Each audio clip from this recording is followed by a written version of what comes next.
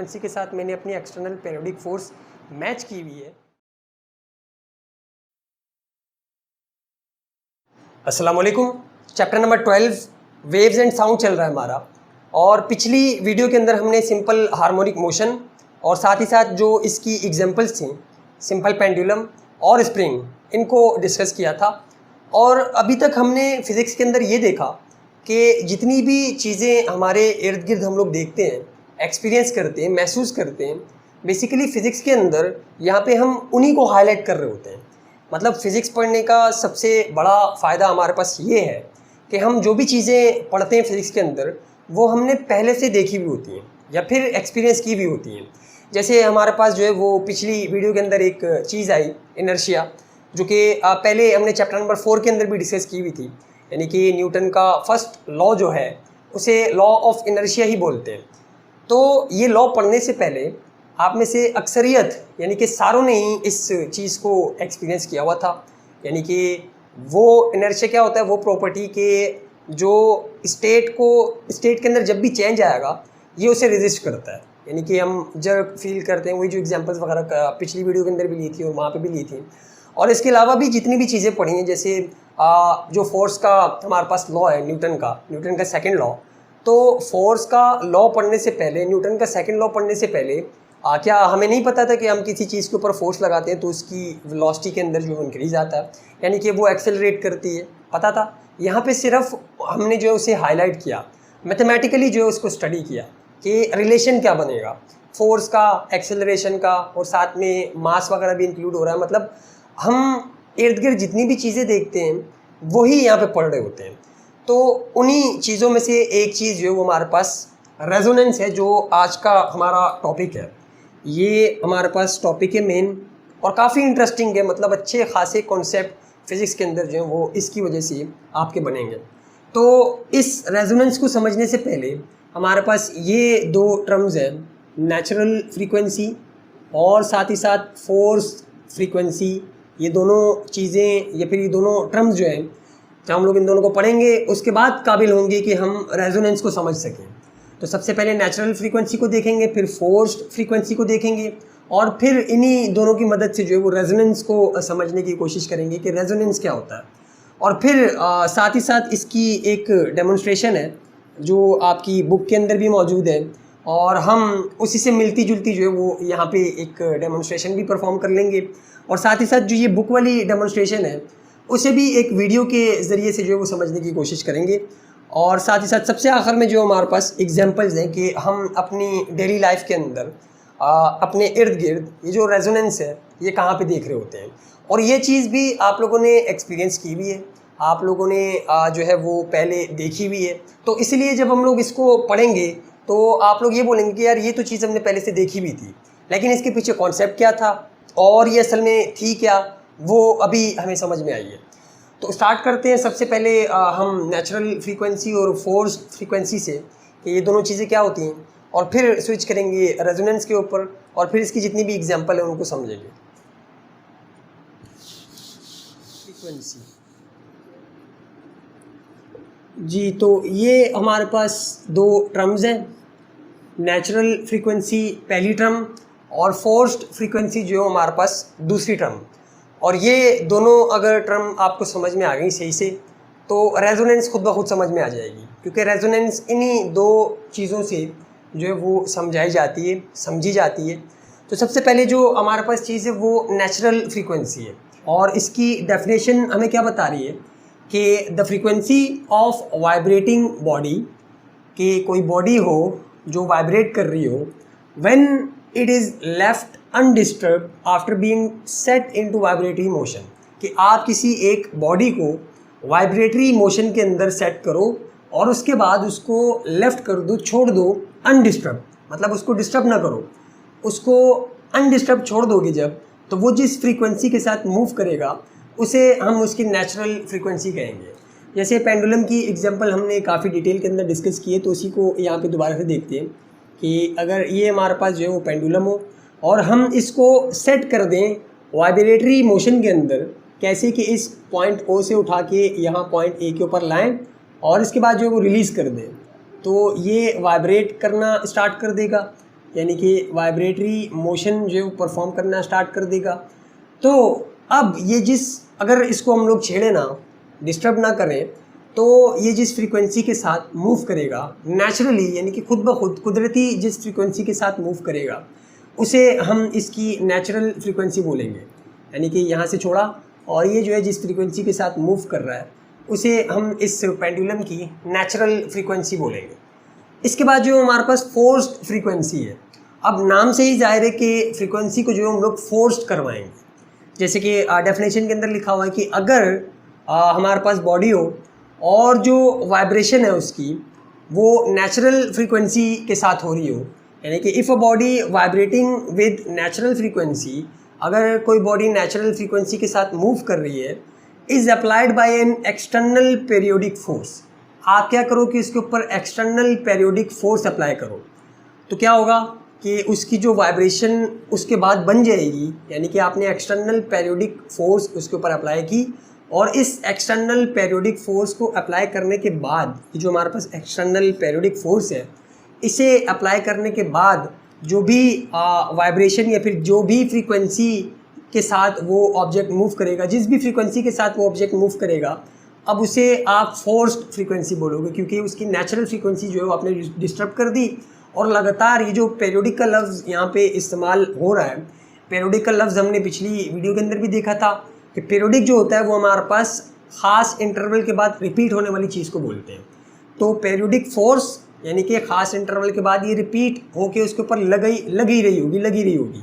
External periodic force इसको बोलेंगे कि आप किसी नेचुरल फ्रीक्वेंसी से मूव करती हुई बॉडी के ऊपर लगातार ख़ास इंटरवल के बाद फोर्स जो है वो लगाते रहो, यानी कि आप फोर्स को जो है वो उसके ऊपर अप्लाई करो नेचुरल फ्रीक्वेंसी से मूविंग ऑब्जेक्ट के ऊपर। तो क्या होगा कि उसकी वाइब्रेशन चेंज हो जाएगी, यानी कि उसकी जो फ्रीक्वेंसी है वो भी चेंज हो जाएगी और उसकी जो फ्रीक्वेंसी हो जाएगी उसे हम लोग फोर्स्ड फ्रीक्वेंसी बोलेंगे, जो कि हमने अब फोर्स करवाई है। यानी कि पेरियोडिक एक्सटर्नल पेरियोडिक फोर्स की वजह से जो है उसकी फ्रीक्वेंसी को चेंज करवा दिया है। तो इसकी डेमोन्स्ट्रेशन या इसकी एग्जांपल जो हम लोग यहाँ पे इस चीज़ से ले सकते हैं। ये भी एक काइंड है पेंडुलम की ही, आप घर पे भी बना सकते हो इस तरह का पेंडुलम। जैसे कि हमने शुरू में बोला था कि पेंडुलम कुछ भी नहीं होता, बल्कि एक मास होता है जो धागे से या फिर स्ट्रिंग से जो बंधा हुआ होता है, और आप इसको किसी फिक्स सपोर्ट के साथ जो बांध लो या फिर हाथ से पकड़ लो, तो ये पेंडुलम के तौर पे जो एक्ट करेगा। इसकी जो शेप है, चूँकि ये रबड़ है, तो इसलिए ये परफेक्ट पेंडुलम नहीं है, क्योंकि एयर रेजिस्टेंस जो है वो उसको रोकेगी काफ़ी। इसकी जो शेप होती है बॉब की, वो हमारे पास परफेक्ट स्फेयर होती है, तो इसके अंदर एयर रेजिस्टेंस जो है वो थोड़ा कम होता है इसके मुकाबले में। लेकिन काम चलाने के लिए जो वो ये चल जाएगा कि ये हमारे पास पेंडुलम है, शुरू में पढ़ा हुआ है। और नेचुरल फ्रीक्वेंसी की अगर हम लोग डेफिनेशन देखें तो उसके अंदर हमने क्या पढ़ा कि आप इस ऑब्जेक्ट को सेट करो वाइब्रेटरी मोशन के अंदर और फिर इसको छोड़ दो, डिस्टर्ब नहीं करो। अगर आप इसको डिस्टर्ब नहीं करोगे तो जिस फ्रीक्वेंसी के साथ ये मूव कर रहा होगा वो इसकी नेचुरल फ्रीक्वेंसी कहलाएगी। तो अगर इसको मैं सेट करूँ वाइब्रेटरी मोशन के अंदर और फिर इसको छोड़ दूँ, ये खुद ही मूव करे, डिस्टर्ब नहीं करूँ, तो ये जो हमारे पास इसकी फ्रीक्वेंसी कहलाएगी, अभी ये इसकी नेचुरल फ्रीक्वेंसी, यानी कि इसको हम लोग छेड़ नहीं रहे। फिर जो दूसरी हमारे पास डेफिनेशन है कि फोर्स्ड फ्रीक्वेंसी क्या होती है। अब यही जो हमारे पास बॉडी है जो नेचुरल फ्रीक्वेंसी से मूव कर रही है, आप इसके ऊपर एक्सटर्नल पेरियोडिक फोर्स अप्लाई करते जाओ। एक्सटर्नल पेरियोडिक फोर्स यानी कि ख़ास इंटरवल के बाद जो इसके ऊपर फोर्स अप्लाई करवाते जाओ, और फिर इसकी वजह से जो इसकी फ्रीक्वेंसी होगी, ये जिस फ्रीक्वेंसी के साथ मूव करेगा, वो हमारे पास जो है वो फोर्स्ड फ्रीक्वेंसी कहलाएगी। इसके अलावा भी काफ़ी सारी एग्जांपल हो सकती हैं फोर्स्ड फ्रीक्वेंसी की, लेकिन सबसे बेसिक या फिर जो आसान इसकी एग्जांपल है वो यही है कि आप नेचुरल फ्रीक्वेंसी से कोई बॉडी मूव कर रही है और आप उसके ऊपर जो है वो एक्सटर्नली फोर्स अप्लाई करते रहो, पेरियोडिक फोर्स, और इसकी वजह से जो फ्रीक्वेंसी हो जाएगी उस बॉडी की, वो हमारे पास फोर्स्ड फ्रीक्वेंसी कहलाएगी।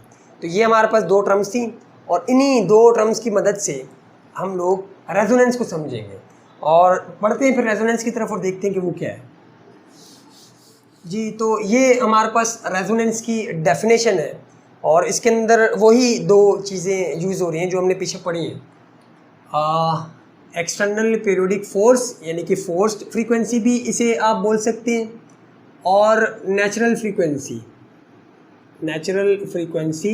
और इस चीज़ को आप एक्सटर्नल पीरियोडिक फोर्स को आप फोर्स फ्रीक्वेंसी भी बोल सकते हैं कि ये जो चीज़ हमारे पास होती है ये फोर्स फ्रीक्वेंसी ही होती है।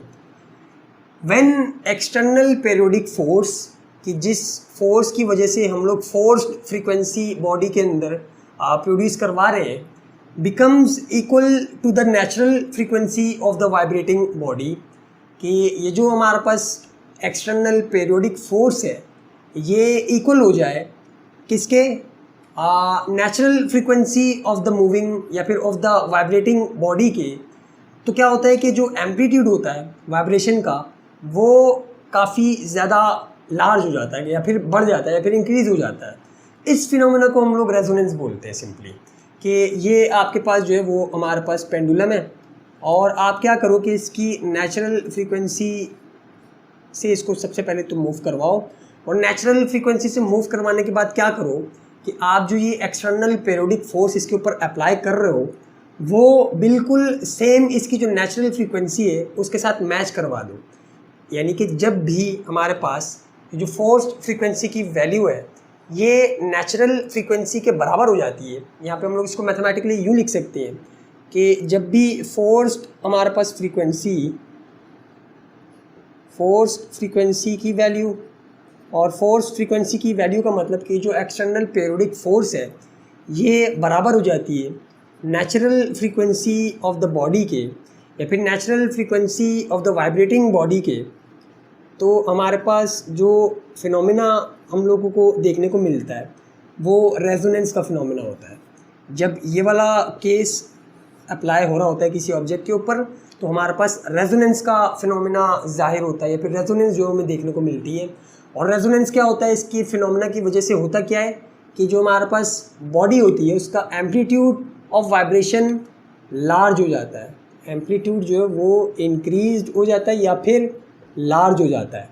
जब भी आप नेचुरल फ्रीक्वेंसी से मूव होने वाली वाइब्रेटिंग बॉडी के ऊपर फोर्स फ्रीक्वेंसी अप्लाई करोगे और आपकी फोर्स फ्रीक्वेंसी जो है वो बराबर हो गई, इक्वल हो गई उस बॉडी की नेचुरल फ्रीक्वेंसी से, तो जो वाइब्रेटिंग आपके पास एम्पलीट्यूड होगा, एम्पलीट्यूड ऑफ वाइब्रेशन जो होगा वो इंक्रीज़ हो जाएगा।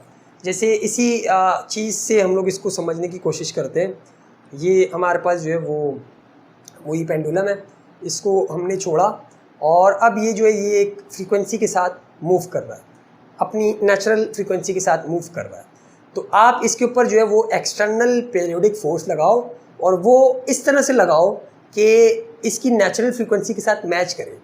तो इसकी नेचुरल फ्रीक्वेंसी के साथ मैच करने की कोशिश करते हैं कि जो हम एक्सटर्नल पीरियोडिक फोर्स इसके ऊपर अप्लाई कर रहे हैं, ये नेचुरल फ्रीक्वेंसी है और ये अगर मैं इसकी ऊपर एक्सटर्नल पीरियोडिक फोर्स लगाऊं तो इसकी जो वाइब्रेशन है वो इंक्रीज़ हो जाएगी। इसको हम यूँ भी लगा सकते हैं कि ये हमारे पास जो है वो बॉडी है, इसको हमने नेचुरल फ्रीक्वेंसी से मूव करवाया और मैं ऊपर हाथ से ही इसके ऊपर जो है वो एक्सटर्नल मतलब इसकी जो नेचुरल फ्रीक्वेंसी उसके साथ अपनी हाथ से जो मैं फ्रीक्वेंसी लगा रहा हूँ, यानी कि यूँ इसको मैच करने की कोशिश कर रहा हूँ। तो मैच करने से क्या हो रहा है कि इसका जो एम्पलीट्यूड है वो काफ़ी ज़्यादा इंक्रीज़ हो रहा है। अगर ना इंक्रीज़ करूँ तो क्या होगा, ये देखो, ना इंक्रीज़ करूँ तो ये इसकी नेचुरल फ्रीक्वेंसी है। और अगर अब एक्सटर्नल पीरियोडिक फोर्स इसके ऊपर लगाऊँ तो क्या होगा कि इसका जो हमारे पास वाइब्रेशन है, यानी कि जो एम्पलीट्यूड ऑफ वाइब्रेशन है वो इंक्रीज़ होता हुआ आपको नज़र आएगा। ये इसकी नेचुरल फ्रीक्वेंसी है और अब मैं हाथ से यहाँ से जो है वो इसके ऊपर एक्सटर्नल पीरियोडिक फोर्स लगाने वाला हूँ जो कि इसकी नेचुरल फ्रीक्वेंसी के साथ मैं मैच करवाऊँगा। और मैच करवाने से क्या होगा कि इसका जो एम्पलीट्यूड है, एम्पलीट्यूड यानी कि जितना ये इस तरह से मूव कर रहा है वो आपको इंक्रीज़ होता हुआ नज़र आएगा। इंक्रीज़ होता हुआ जो नज़र आ रहा है ये हमारे पास ये मैंने अप्लाई करना जो है इसके ऊपर फोर्स शुरू कर दिए, जो एक्सटर्नल पीरियोडिक फोर्स है, यानी कि थोड़ा सा जर्क इस तरफ, थोड़ा सा जर्क इस तरफ, यानी कि इसकी जो मोशन है हमारे पास, मैं इस हाथ से क्या कर रहा हूँ कि इसकी मोशन के साथ अपनी फोर्स जो हमारे पास पीरियोडिक फोर्स है यानी कि एक्सटर्नल पीरियोडिक फोर्स है उसको मैच कर रहा हूँ। और जब मैं इसके साथ मैच कर रहा हूँ तो क्या हो रहा है कि इसकी जो वाइब्रेशन है वो हमारे पास इंक्रीज़ हो रही है, यानी कि इसकी जो एम्पलीट्यूड है वाइब्रेशन का वो इंक्रीज़ होता हुआ नज़र आ रहा है। दोबारा से करते हैं। ये हमारे पास जो नेचुरल फ्रीक्वेंसी है इस बॉडी की। और अब अगर ऊपर से मैं इसके ऊपर एक्सटर्नल पेरियोडिक फोर्स लगाऊं तो इसका जो एम्पलीट्यूड है वो इंक्रीज़ होता जाएगा। जितनी ज़्यादा फोर्स की वैल्यू मैं बढ़ाता जाऊंगा, इसका जो हमारे पास एम्पलीट्यूड है वो इंक्रीज़ होता हुआ आपको नज़र आता जाएगा।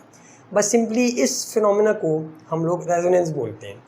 अगर मैं जो है वो अब फ्रीक्वेंसी या फिर जो एक्सटर्नल फोर्स है उसकी वैल्यू चेंज कर दूँ, यानी कि फ्रीक्वेंसी की वैल्यू चेंज करूँ, तो आपको बढ़ता हुआ जो हमारे पास इसका एम्पलीट्यूड है वो नज़र नहीं आएगा। मुझे मैच करनी पड़ेगी लाजमी तौर पे इसकी जो नेचुरल फ्रीक्वेंसी है उसके साथ अपनी पेरियोडिक फोर्स, तभी इसके अंदर जो वो रेजोनेंस आएगी। यानी कि ये नेचुरल फ्रीक्वेंसी और ये रेजोनेंस ये मैच हो रही है मेरी जो एक्सटर्नल पेरियोडिक फोर्स है इसकी नेचुरल फ्रीक्वेंसी के साथ, तो ये मूव करता जा रहा है। अब यहाँ पे एक बड़े मज़े की चीज़ जो है वो एक और देखने को मिलती है, जो कि हमारे पास इस फ्रीक्वेंसी के फार्मूले से समझ में आती है, और वही डेमोन्स्ट्रेशन भी आपको जो है वो बुक के अंदर दी हुई उन्होंने।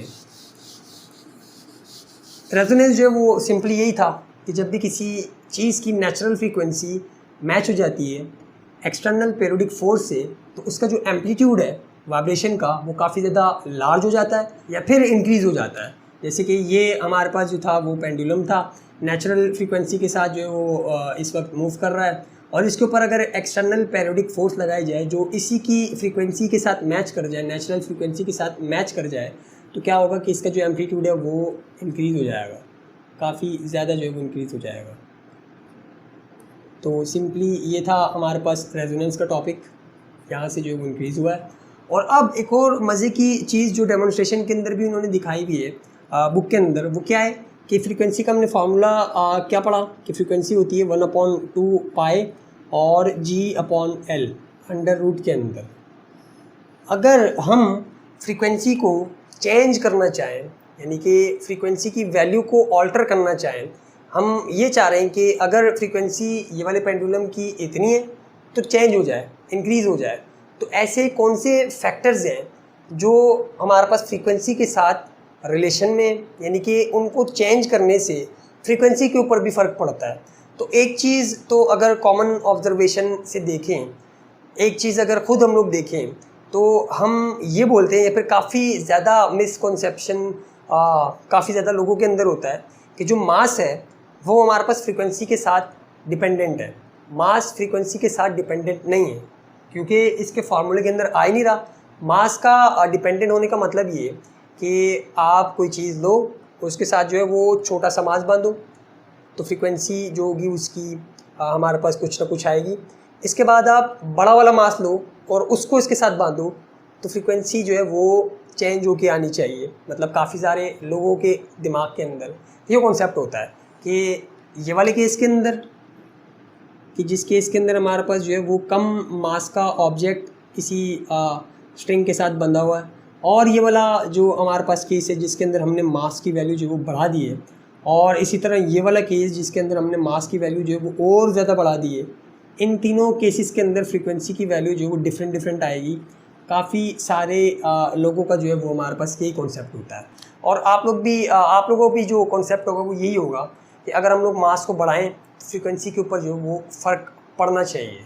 लेकिन अगर फ्रीक्वेंसी के फार्मूले के ऊपर गौर करें तो इसके अंदर मास कहीं भी नहीं आ रहा, ना ही टाइम पीरियड के अंदर आता है। टाइम पीरियड भी और फ्रीक्वेंसी भी दोनों असल के अंदर क्या होता है कि मास से इंडिपेंडेंट होते हैं। फ्रीक्वेंसी जो है वो मास से इंडिपेंडेंट होता है, यानी कि मास के ऊपर डिपेंड नहीं करता। आप चाहे इतनी सी चीज़ बांधो, चाहे इतनी बड़ी चीज़ बांधो, चाहे इतनी बड़ी चीज़ बांधो, जो आपके पास फ्रीक्वेंसी की वैल्यू आएगी किसी चीज़ की वो सेम आएगी। फ्रीक्वेंसी को आपने क्लियर करना पड़ेगा ये चीज़ समझने के लिए। फ्रीक्वेंसी क्या होती है कि एक सेकंड के अंदर कोई बॉडी कितने वाइब्रेशन जो है वो कंप्लीट कर रही है, एक सेकंड के अंदर कितने वाइब्रेशन कंप्लीट कर रही है, इसे हम लोग फ्रीक्वेंसी बोलते हैं। तो मास अटैच करने से ये फार्मूला हमें क्या बता रहा है, और असल में भी ऐसे ही होता है कि क्या होता है कि फ्रीक्वेंसी की वैल्यू के ऊपर कोई फ़र्क नहीं पड़ता। अगर इसके अंदर हमारे पास फ़र्ज़ करो कि जो वैल्यू है वो 2 हर्ट्ज़ आ रही है, तो इसके ऊपर भी लाजमी तौर पे 2 हर्ट्ज़ आएगी, इसके ऊपर भी लाजमी तौर पे 2 हर्ट्ज़ आएगी। सिर्फ एक कंडीशन है, सिर्फ एक चीज़ है जो फ्रीक्वेंसी के साथ या फिर फ्रीक्वेंसी के ऊपर जो डिपेंड करती है, और वो कौन सी चीज़ है। बाकी चीज़ें तो यहाँ पे सारी की सारी कांस्टेंट है। 2 भी कांस्टेंट है, पाई भी कांस्टेंट है, 9.8 भी जो है वो कांस्टेंट है, ये चेंज नहीं होती। जो चेंज होती है सिर्फ एक चीज़ होती है, वो हमारे पास ये लेंथ है। इसका मतलब ये हुआ कि फ्रीक्वेंसी की जो वैल्यू है वो लेंथ की वजह से ऑल्टर होगी, चेंज होगी। मास की वजह से नहीं हो सकती, क्योंकि मास इसके फार्मूले के अंदर है ही नहीं, और असल में भी यही होता है। तो सिर्फ एक चीज़ यहाँ पे जो है वो फ्रीक्वेंसी की वैल्यू को चेंज कर सकती है, जो कि लेंथ है। यानी कि अगर इन सारे के सारे केसेस के अंदर आपकी लेंथ सेम है, यहाँ से लेकर यहाँ तक की फ़र्ज़ करो कि वो भी 2 मीटर है, तो जो आपके पास इसकी वैल्यू आएगी वो 2 हर्ट्ज़ की ही आएगी। यानी कि इसकी वैल्यू इसके अंदर चेंज नहीं आएगा। क्यों? क्योंकि जो लेंथ है तीनों की सेम है। हम इस फार्मूले के अंदर डालेंगे, बाकी सारी की सारी वैल्यूज़ कांस्टेंट है, फ्रीक्वेंसी का एक ही आंसर आएगा जो भी आएगा। ये तो हमने वैसे ही अपने से लिख दिया यहाँ पे जो इसका आंसर आएगा वो सेम आएगा, क्योंकि इसकी भी लेंथ 2 है, इसकी भी लेंथ 2 है, इसकी भी लेंथ 2 है। तो लेंथ की एक ही वैल्यू आप डालोगे, जी की तो वही 9.8 है, 2 की भी वही है, और पाई की भी जो है वही है। तो सॉल्व करने के बाद इस केस के अंदर भी यानी कि F1 का आंसर भी सेम आएगा, F2 का भी वही आएगा जो F1 का है, F3 का भी वही आएगा। तो फ्रीक्वेंसी की वैल्यू हम चेंज कैसे कर सकते हैं? सिर्फ और सिर्फ लेंथ को ऑल्टर करके। लेंथ को अगर आप लोग ऑल्टर करोगे तो फ्रीक्वेंसी की वैल्यू जो है वो चेंज होगी। अब फ़र्ज़ करो कि यहाँ पे जो है वो हमने लेंथ चेंज कर दी। एक हमारे पास जो है वो ये ऑब्जेक्ट है, और इसकी जो लेंथ है यहाँ से यहाँ तक वो 2 मीटर है। मास को भूल जाओ, क्योंकि मास इसके फार्मूले के अंदर आ ही नहीं रहा, तो मास इसके साथ रिलेट करता ही नहीं, वो इंडिपेंडेंट है। और एक जो है वो हमारे पास यहाँ पे ये वाली लेंथ है, जो कि आधी है, या फिर इसको 1 कर दो, 1 मीटर है। और इसके आगे जो हमारे पास ये बॉब लटका हुआ है, या फिर हमारे पास जो पेंडुलम के आगे जो मास हम लोग सस्पेंड करवाते हैं वो इसके आगे सस्पेंड किया हुआ है। इसकी जो लेंथ है यहाँ से यहाँ तक की वो हमारे पास 1 मीटर है। अब फ्रीक्वेंसी की वैल्यू के अंदर चेंज आएगा। इसकी जो फ्रीक्वेंसी आएगी वो कुछ और होगी, फ़र्ज़ करो कि 2 हर्ट्ज़ आ रही है। इसकी जो फ्रीक्वेंसी आएगी वो अब चेंज हो जाएगी, यानी कि 2 हर्ट्ज़ नहीं होगी, 3 हो सकती है, 4 हो सकती है, कुछ भी हो सकती है। तो इसकी वैल्यू जो है वो अब चेंज हो जाएगी। इसका मतलब ये हुआ कि सिर्फ़ और सिर्फ लेंथ को चेंज करने से हम लोग फ्रीक्वेंसी की वैल्यू को चेंज कर सकते हैं। और इसकी एग्जांपल या फिर इसी कॉन्सेप्ट को यूज़ करते हुए उन्होंने डेमोन्स्ट्रेट किया हुआ है। हमारे पास बुक के अंदर एक पेंडुलम के ही एक सेट है पूरे का पूरा। हमारे पास 4 किस्म के उसके अंदर पेंडुलम है, जिसके अंदर उन्होंने रेजोनेंस के फार्मूले को या फिर रेजोनेंस के केस को समझाने की कोशिश की हुई है। कि फ़र्ज़ करो कि ये हमारे पास एक स्ट्रेच स्ट्रिंग है। स्ट्रेच का मतलब कि ये 2 जो हमारे पास चीज़ें हैं, इससे हमने बिल्कुल टाइट करके इस स्ट्रिंग को बांध दिया है, और यहाँ पे जो है वो हम पेंडुलम जो अप्लाई करने वाले हैं डिफरेंट लेंथ के पेंडुलम जो हम लोग अप्लाई कर रहे हैं यहाँ पे।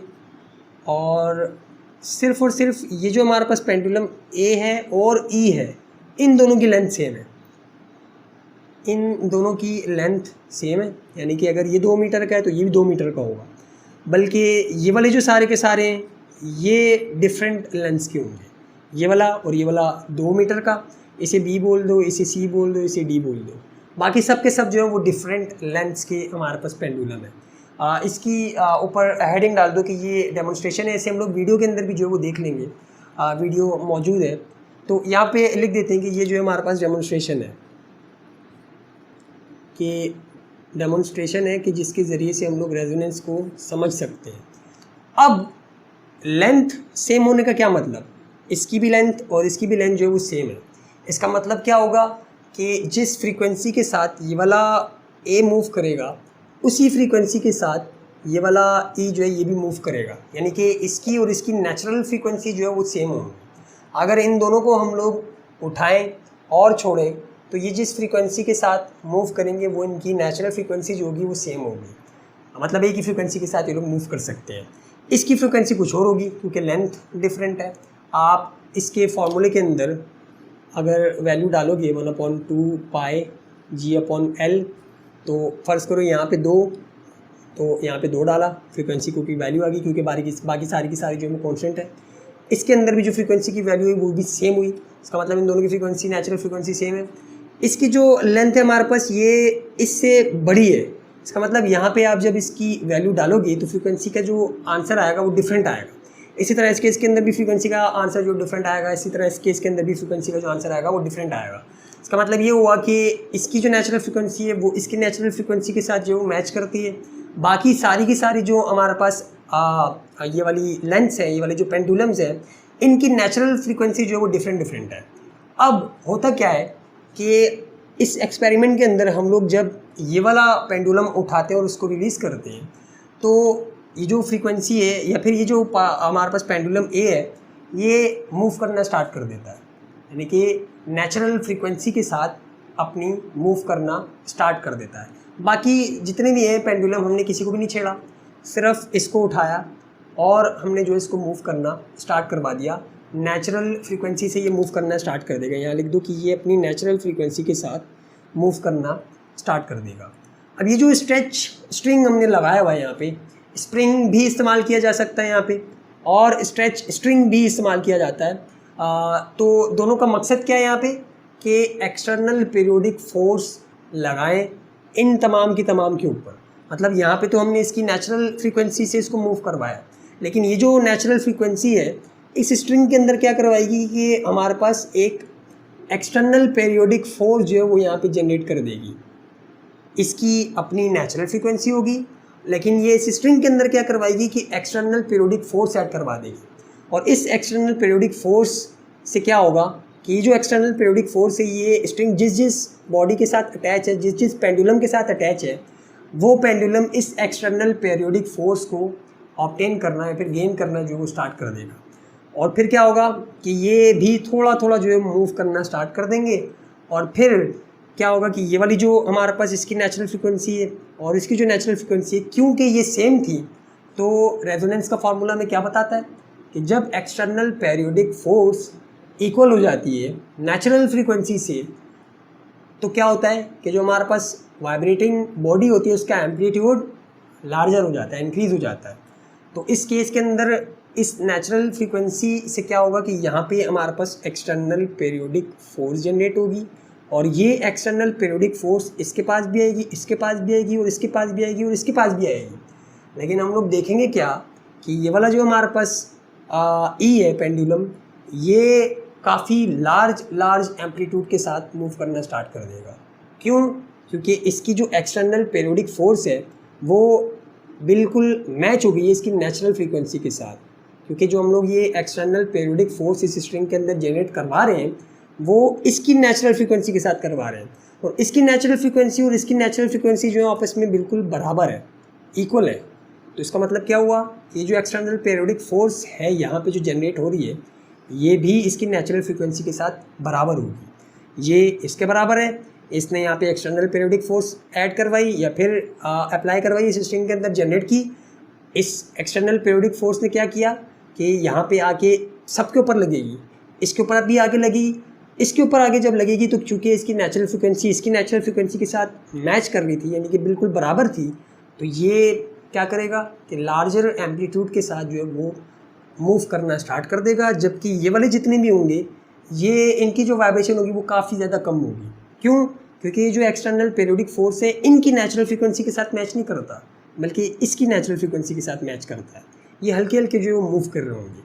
अब इसी को अगर आप मोशन के अंदर देखें या फिर वीडियो के अंदर देखें, तो ये जो सामने आपके वीडियो आ रही है इसे अगर आप लोग देखें तो इसके अंदर बिल्कुल यही वाला प्रोसेस हो रहा है जो अभी हमने जो यहाँ पे डिस्कस किया कि दो जो हमारे पास पेंडुलम थे, शायद नाम उसके अंदर जो है वो चेंज हो, लेकिन कॉन्सेप्ट यही होगा कि दो हमारे पास पेंडुलम है और दो पेंडुलम की जो लेंथ है वो बिल्कुल सेम है, और एक पेंडुलम को मूव करने से क्या हुआ कि एक्सटर्नल पीरियोडिक फोर्स स्ट्रिंग के अंदर जनरेट हुई और उस स्ट्रिंग से पास होते होते वो सबके ऊपर लगेगी, लेकिन जिसके अंदर रेजोनेंस होगी वो सिर्फ और सिर्फ आखिरी वाला होगा या फिर वो वाला पार्टिकल या फिर वो वाला पेंडुलम होगा जो लार्जर एम्पलीट्यूड के साथ जो है मैच कर रहा होगा। तो इससे हमारे पास जो है वो रेजोनेंस का जो फिनोमेना है वो क्लियर हो गया कि रेजोनेंस का फिनोमेना सिर्फ और सिर्फ तब होगा कि जब हमारे पास एक्सटर्नल पीरियोडिक फोर्स किसी बॉडी की नेचुरल फ्रीक्वेंसी के साथ मैच कर जाएगी। अब इसी वाले कॉन्सेप्ट को, इसी वाली चीज़ को हम लोग यहाँ भी बना सकते हैं, यहाँ भी जो है वो समझा सकते हैं कि ये हमारे पास जो है वो अब दो पेंडुलम है, एक की लेंथ बड़ी है, एक की लेंथ जो है वो हमारे पास छोटी है। ये जो बड़ी बड़ी लेंथ है, हमने अभी यहाँ पे फार्मूले की मदद से देखा कि इसकी जो फ्रीक्वेंसी होगी वो इसकी फ्रीक्वेंसी से चेंज होगी, यानी कि इसकी फ्रीक्वेंसी कुछ और होगी नेचुरल फ्रीक्वेंसी, और इसकी जो नेचुरल फ्रीक्वेंसी होगी वो कुछ और होगी। और उसे हम लोग यहाँ पे इस तरह से एक्सपीरियंस कर सकते हैं कि ये जो हमारे पास आगे बड़ी लेंथ वाला पेंडुलम है, इसकी जो नेचुरल फ्रीक्वेंसी है ये आपने पहले भी देखी है, पहले भी आप जो है वो इसको देख चुके हो। ये इसकी नेचुरल फ्रीक्वेंसी है, इसको मैं हाइड कर देता हूँ। ये वाली जो है ये इसकी नेचुरल फ्रीक्वेंसी है, और ये वाली जो हमारे पास छोटे वाला पेंडुलम है ये इसकी नेचुरल फ्रीक्वेंसी है, यानी कि दोनों की फ्रीक्वेंसी जो है वो डिफरेंट है। अगर यहाँ पे हम रेजोनेंस का फिनोमेना दिखाना चाहें, रेजोनेंस के फिनोमेने को डेमोन्स्ट्रेट करना चाहें, तो वो इस तरह से कर सकते हैं कि मैं अपने हाथ से यहाँ पे एक्सटर्नल पीरियोडिक फोर्स जनरेट करवा सकता हूँ। मैं अपने हाथ से यहाँ पे एक्सटर्नल पीरियोडिक फोर्स जनरेट करवा सकता हूँ। तो मैं इस तरह की एक्सटर्नल पीरियोडिक फोर्स जनरेट करवाऊँगा कि जो इस वाले हमारे पास पेंडुलम की नेचुरल फ्रीक्वेंसी के साथ मैच करेगी। ये आप करवा सकते हैं, मैं करवा सकता हूँ यहाँ पे कि मैं ऐसी एक्सटर्नल पीरियोडिक फोर्स इसके ऊपर लगाऊंगा कि जो इसकी नेचुरल फ्रीक्वेंसी के साथ ऐड होगी। अगर इसकी नेचुरल फ्रीक्वेंसी के साथ मेरी एक्सटर्नल हाथ से लगाई हुई पीरियोडिक फोर्स मैच कर गई तो क्या होगा कि जो हमारे पास एम्पलीट्यूड ऑफ वाइब्रेशन है वो लार्ज हो जाएगा या फिर इंक्रीज़ हो जाएगा इस वाले पेंडुलम का, लेकिन इसका नहीं होगा। क्यों? क्योंकि इसकी जो हमारे पास नेचुरल फ्रीक्वेंसी है इसकी नेचुरल फ्रीक्वेंसी से डिफरेंट है। तो अगर ऐसा हुआ तो इसका मतलब कि फ़िज़िक्स काम करती है, और ये जितनी भी चीज़ें हमने पढ़ी यहाँ पे ये मतलब सही है, ट्रू है। मैं यहाँ से एक्सटर्नल पीरियोडिक फोर्स अप्लाई करने वाला हूँ इसके ऊपर। इन दोनों की जो नेचुरल फ्रीक्वेंसी है वो डिफरेंट है। मैं जो एक्सटर्नल पीरियोडिक फोर्स ऐड करवाऊँगा वो ये कोशिश करूँगा कि इसकी नेचुरल फ्रीक्वेंसी के साथ मैच कर जाए। अगर इसका एम्पलीट्यूड बढ़ रहा हुआ तो इसका मतलब इसके अंदर रेजोनेंस का फिनोमेना जो प्रोड्यूस हो रहा है, इसके अंदर रेजोनेंस का फिनोमेना प्रोड्यूस हो रहा है तो इसके अंदर नहीं हो पाएगा। क्यों? क्योंकि इसकी जो लेंथ है वो डिफरेंट है, और लेंथ डिफरेंट होने का मतलब ये कि जो इसकी फ्रीक्वेंसी है वो डिफरेंट होगी, मतलब डिफरेंट नेचुरल फ्रीक्वेंसी होगी। तो इसको यहाँ पे भी हम समझने की कोशिश करते हैं। तो मैं मैच करने की कोशिश करता हूँ इस वाले आगे वाले पेंडुलम के साथ इसकी जो नेचुरल फ्रीक्वेंसी है उसके साथ अपनी एक्सटर्नल पीरियोडिक फोर्स को।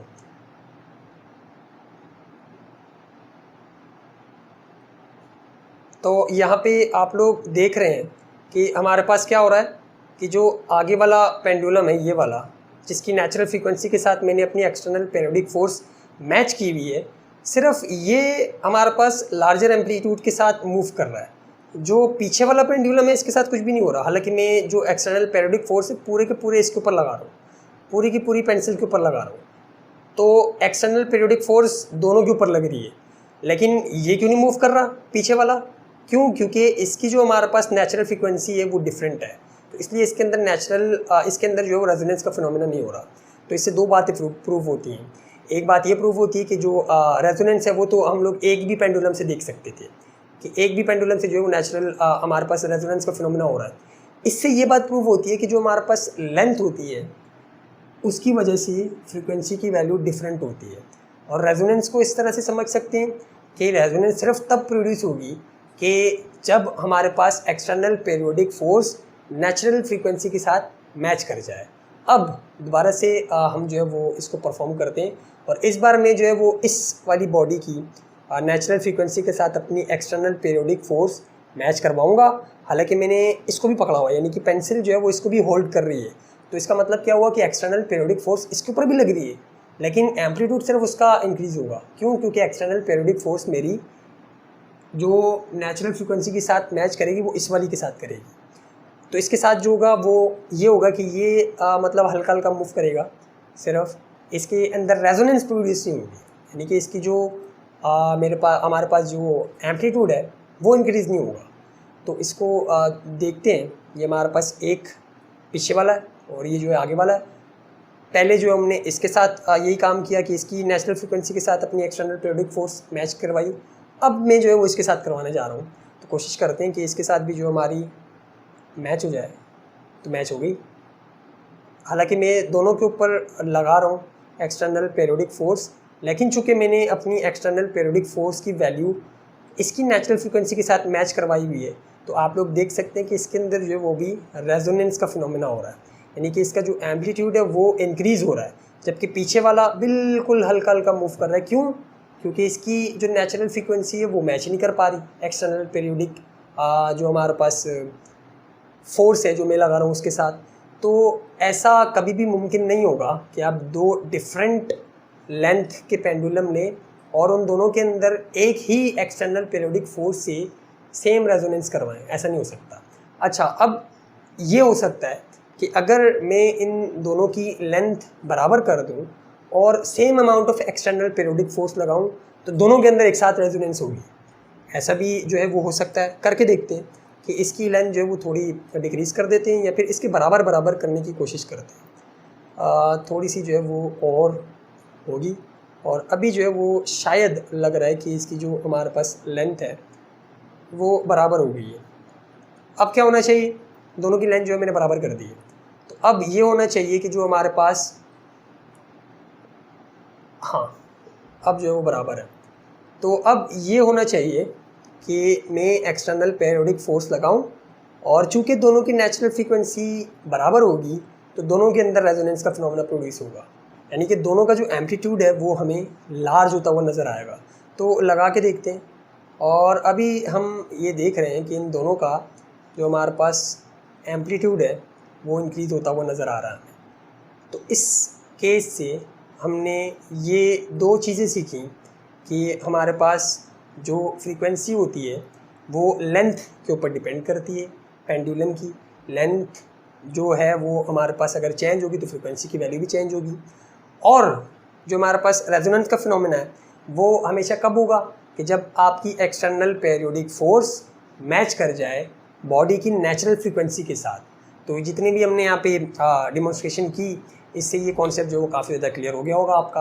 अब जो है वो इसकी एग्जांपल्स है, यानी कि डेली लाइफ के अंदर हमने ये चीज़ें जो है वो कहाँ पे की हैं या फिर हम लोग कहाँ पे जो है उन चीज़ों को देखते हैं। तो एग्जांपल जो है वो यहाँ पे डिस्कस करते हैं। तो एग्जांपल्स भी काफ़ी आसान सी एग्जांपल्स हैं और आप लोगों ने उसे जो है वो एक्सपीरियंस किया हुआ है अपनी डेली लाइफ के अंदर। सबसे पहली जो हमारे पास इसकी एग्जांपल है, एग्जांपल्स के अंदर वो स्विंग की है, झूला, ये वाला झूला कि जिसके अंदर पार्क में हम यूं बचपन में झूला खाते थे, यानी कि इस तरह का झूला होता था, इसके ऊपर लगा हुआ दो और यूं खाते थे हम लोग पेंडुलम की तरह।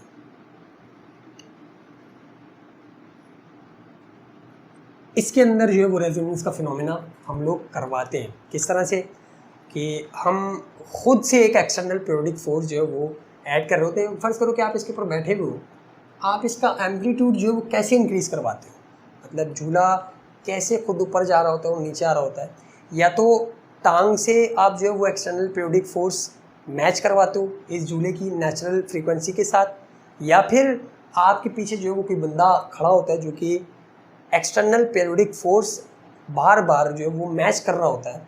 जैसे आप पीछे आते हो तो पीछे से आपको एक्सटर्नल पीरियोडिक फोर्स देता है, तो आपका एम्पलीट्यूड इंक्रीज़ होता है, झूला फिर पीछे आता है और फिर यहाँ से जो है वो जाते हुए वो बंदा एक्सटर्नल पीरियोडिक फोर्स देता है, तो झूले का जो एम्पलीट्यूड है वो इंक्रीज़ होता है। अगर बंदा ना खड़ा हो तो आप जो है वो खुद अपने क्या बोलते हैं बॉडी की ऐसी मोशन से, यानी कि खुद इस तरह से जो है वो मूव करके झूले को तेज़ कर रहे होते हो, यानी कि तेज़ करना, झूला तेज़ करो। तो तेज़ कैसे करते हैं? वो इसी रेजोनेंस की वजह से कि आप क्या कर रहे होते हो कि एक्सटर्नल पीरियोडिक फोर्स को इस झूले की नेचुरल फ्रीक्वेंसी के साथ मैच करवा रहे होते हो। मैच करवाने से क्या होता है कि एम्पलीट्यूड काफ़ी ज़्यादा इंक्रीज़ हो जाता है। तो ये हमारे पास डेली लाइफ एग्जांपल है कि जिसके अंदर हम लोग रेजोनेंस का इस्तेमाल कर रहे होते हैं।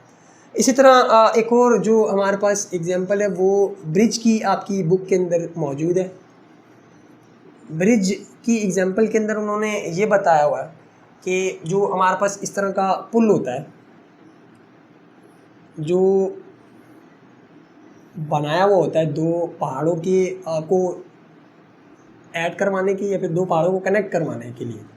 देखिए दो पहाड़ हैं और उनको कनेक्ट करवाने के लिए जो है वो एक पुल बनाया हुआ है इस तरह का, जो कि रस्सियों से जो है वो बना हुआ होता है इस तरह से। और यहाँ पे जो फट्टे चीज़ें जो है वो लगी हुई होती हैं। तो यहाँ पे अक्सर क्या किया जाता है कि जो हमारे पास सोल्जर्स होते हैं उनको इसके ऊपर मार्च करने से मना किया जाता है, क्योंकि मार्च करने से क्या होता है कि सोल्जर्स एक साथ सारे के सारे राइट पैर नीचे मारते हैं और फिर लेफ़्ट मारते हैं, यानी कि वो एक पूरी यूनिफॉर्मिटी के साथ जो जा रहे होते हैं, लेफ़्ट राइट। तो उसकी वजह से क्या हो रहा होता है कि वो एक फ्रीक्वेंसी जनरेट कर रहे होते हैं, क्योंकि लेफ़्ट नीचे की तरफ जाती है, फिर ऊपर आती है, फिर नीचे की तरफ, तो उसकी वजह से एक फ्रीक्वेंसी इस ब्रिज के ऊपर जनरेट होना स्टार्ट हो जाती है। और उसकी वजह से क्या होता है कि ये जो हमारे पास ब्रिज है इसकी नेचुरल फ्रीक्वेंसी जो सोल्जर्स मार्च करते हुए अप एंड डाउन कर रहे हैं, यानी कि एक्सटर्नल पीरियोडिक फोर्स इसके ऊपर अप्लाई कर रहे हैं, उसके साथ मैच होना स्टार्ट हो जाती है। इस ब्रिज की नेचुरल फ्रीक्वेंसी जो सोल्जर्स अपने पैर से एक्सटर्नल पीरियोडिक फोर्स इसके ऊपर अप्लाई कर रहे हैं उसके साथ मैच होना स्टार्ट हो जाती है। मैच होने से क्या होता है कि इसका एम्पलीट्यूड बढ़ जाता है, जो ब्रिज है हमारे पास ऊपर नीचे इस तरह से मूव करना स्टार्ट कर देता है अगर सोल्जर्स मार्च करते हुए इसके ऊपर जाएँ। तो सोल्जर्स को इसलिए मना किया जाता है कि जब भी ये ब्रिज के ऊपर वो मूव करें तो मार्च करते हुए ना जाएं, बल्कि जो है वो सिंपली आसानी से मतलब थोड़ा थोड़ा जो है मूव कर दें, मार्च करना बंद कर दें, मतलब एक वेव क्रिएट करना जो बंद कर दें, ब्रेक करके चलें, स्टेप्स को ब्रेक करके चलें, यानी कि ब्रेक करके इस तरह से कि जो इसके अंदर वो एक्सटर्नल पीरियोडिक फोर्स एक साथ अप्लाई कर रहे हैं वो करना बंद कर दें, ताकि ये ब्रिज जो है वो टूट ना जाए। अगर वो मार्च करते करते जाएंगे तो इसका जो एम्पलीट्यूड है वो काफ़ी ज़्यादा इंक्रीज़ होता जाएगा और करते करते आखिर में एक वक्त ऐसा आएगा कि ये जो हमारे पास ब्रिज है ये टूट जाएगा, इसलिए उनको जो मना किया जाता है। ये दो एग्जांपल्स आपकी बुक के अंदर मौजूद थी और एक बहुत ही इंटरेस्टिंग केस, एक बहुत ही जो है वो दिमाग को हिला देने वाला केस हमारे पास मौजूद है, जो कि ब्रेकिंग ऑफ वाइन गिलास है। यहाँ पे लिखते हैं, वो भी यहाँ पे जो डिस्कस कर लेते हैं कि ब्रेकिंग ऑफ वाइन गिलास काफ़ी मशहूर ये चीज़ है, जो कि हमारे पास रेजोनेंस की वजह से ही होती है। ये हमारे पास गिलास है फ़र्ज़ करो वाइन का, और वाइन का गिलास हो या फिर कोई सी भी चीज़ हो, हर चीज़ की अपनी एक नेचुरल फ्रीक्वेंसी होती है। कि हमने एटम्स के बारे में ये पढ़ा कि वो वाइब्रेट कर रहे होते हैं, एटम्स वाइब्रेट कर रहे होते हैं, मॉलिक्यूल्स वाइब्रेट कर रहे होते हैं। काइनेटिक मॉलिक्यूलर थ्योरी के अंदर हमने ये पढ़ा कि उनकी अपनी एक मोशन होती है, तो वो भी वाइब्रेटरी मोशन ही होती है। तो अगर गिलास की बात की जाए, वाइन के गिलास की, तो इसकी भी अपनी एक नेचुरल फ्रीक्वेंसी होती है, मतलब आप इसको हिट करोगे इससे एक आवाज़ आएगी, यानी कि ये साउंड प्रोड्यूस करवाएगा और इसकी अपनी एक नेचुरल, अभी चूँकि हम लोग साउंड के टॉपिक के अंदर नहीं गए, ये एग्जांपल जो है वो अगर साउंड पड़ा हुआ होता तो तब ज़्यादा मज़ीद क्लियर होती। अभी सिर्फ ये समझो कि ये वाला जो गिलास है इसकी अपनी एक फ्रीक्वेंसी है, यानी कि इसके पार्टिकल जो है वो हमारे पास एक फ्रीक्वेंसी से मूव कर रहे हैं। अब ये यूट्यूब के ऊपर भी वीडियो मौजूद है, जो कि काफ़ी सारे हमारे पास प्रोफेसर्स ने भी किया है ये वाली चीज़, और एक शायद औरत थी जिसकी आवाज़ की जो फ्रीक्वेंसी थी, हमारी जो वॉइस होती है इसकी भी एक मखसूस फ्रीक्वेंसी होती है, तो उसने इस तरह की फ्रीक्वेंसी जनरेट की, यानी कि जो उसकी वॉइस थी वो यहाँ पे क्या एक्ट करेगी, as a external periodic force उसने वॉइस जनरेट की, और इस तरह की वॉइस जनरेट की जिसकी जो फ्रीक्वेंसी थी वो मैच कर गई इसकी नेचुरल फ्रीक्वेंसी के साथ। तो क्या हुआ कि पहले जो गिलास था वो थोड़ा वाइब्रेट करना स्टार्ट हुआ और करते करते जो गिलास है वो फट गया।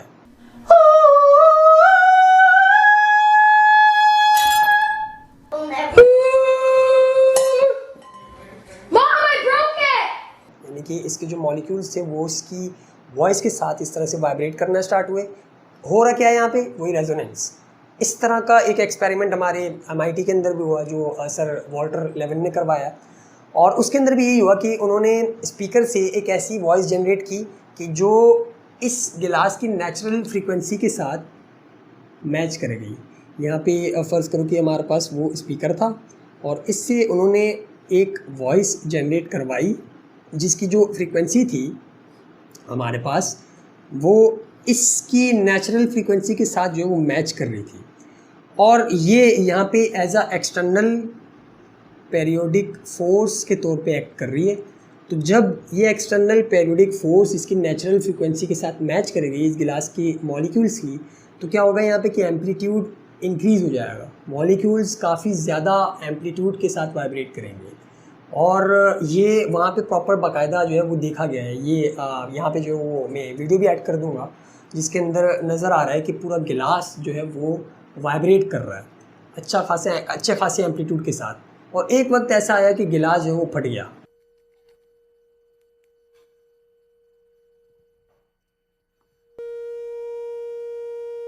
Getting very close. Getting very close. There it goes. यानी कि टूट गया। उसके पार्टिकल्स इतना ज़्यादा तेज़ी से आपस में जो है वो वाइब्रेट किए, उनके पार्टिकल्स इतना ज़्यादा तेज़ी से वाइब्रेट हुए उनके पार्टिकल्स कि जो गिलास है वो अचानक से फट गया। तो ये एक काफ़ी इंटरेस्टिंग एग्जांपल है रेजोनेंस की, कि रेजोनेंस इतनी ज़्यादा ख़तरनाक भी हो सकती है कि अगर ये नेचुरल फ्रीक्वेंसी के साथ किसी ऑब्जेक्ट की मैच कर जाए तो उसके अंदर इतनी ज़्यादा एम्पलीट्यूड की वाइब्रेशन प्रोवाइड कर देगी या फिर इतनी ज़्यादा एम्पलीट्यूड की वाइब्रेशन प्रोड्यूस कर देगी कि वो डैमेज भी हो सकता है। तो ये थी हमारे पास रेजोनेंस, जिसको काफ़ी डिटेल के अंदर हमने काफ़ी डेमोन्स्ट्रेशन के साथ जो वो समझा। तो आज के लिए इतना ही। अगली वीडियो के अंदर जो हमारा जो टॉपिक है वो मोशन ऑफ वेव्स का है, तो अगली वीडियो के अंदर उसको डिस्कस करेंगे। आज के लिए इतना ही, मिलते हैं फिर अगली वीडियो में, तब तक के लिए अल्लाह हाफिज़।